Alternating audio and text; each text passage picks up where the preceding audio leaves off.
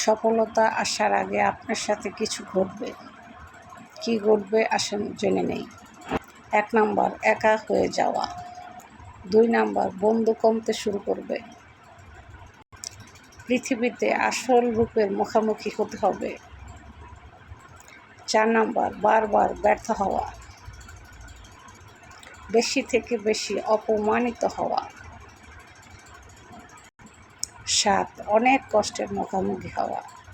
এই 7 নাম্বার প্রশ্নগুলো আপনার মুখোমুখি করতে হবে, আর এগুলো ফেস করে আসতে হবে আপনার। তাহলে আপনার সফলতা নিশ্চিত।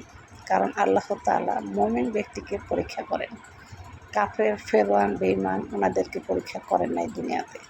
তাই মুমিন ব্যক্তির এই ধরনের জিনিসগুলো ফেস করতে হবে, অবশ্যই ফেস করতে হবে। ধৈর্য ধারণ রাখবেন, ইনশাআল্লাহ সব ঠিক হয়ে যাবে।